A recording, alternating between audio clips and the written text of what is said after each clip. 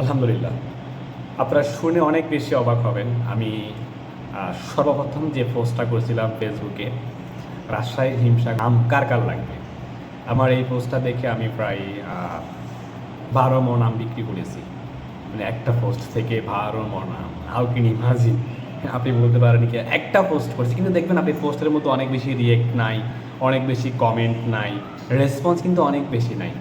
কিন্তু যার যার যার প্রয়োজন সে আমাকে হোয়াটসঅ্যাপে মেসেঞ্জার আমাকে নক করছে। আলহামদুলিল্লাহ আমি ভালো একটা রেসপন্স পেয়েছি।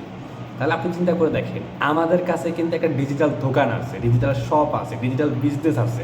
সেটা হচ্ছে আমাদের ফেসবুক, আমাদের সোশ্যাল মিডিয়া, আমাদের ফেসবুক পেজগুলোকে যদি একটু কাজে লাগাতে পারেন, একটু যদি কাজে লাগাতে পারেন, আমি কাজে লাগাইছি, ব্যবহার করতেছি, আপনিও কাজে লাগান, আপনি ভালো রেজাল্ট পাবেন।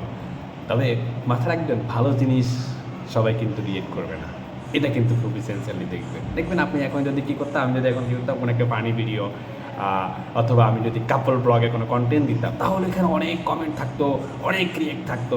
তাহলে কী হতো, এটা একটা গ্যাদারিং সিস্টেম হয়ে যেত। কিন্তু দেখেন আমি একটা প্রোডাক্ট নিয়ে পোস্ট করছি, কমেন্ট নাই, লাইকও খুব কম, লাইক ফলো দেওয়া একদমই কম, তাই না, রেট একবারে কম। কিন্তু যার প্রয়োজন সে আমাকে নক করছে মেসেঞ্জার, আমাকে নক করছে হোয়াটসঅ্যাপে।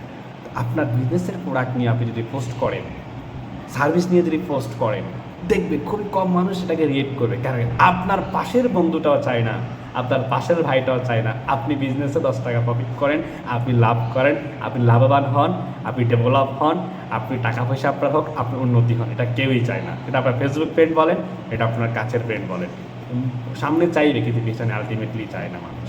এটাই সত্য কথা। এটা আমার এক্সপিরিয়েন্স থেকে বলা, ভুলও হতে পারে, বাকিটা আপনারাই ভালো জানেন।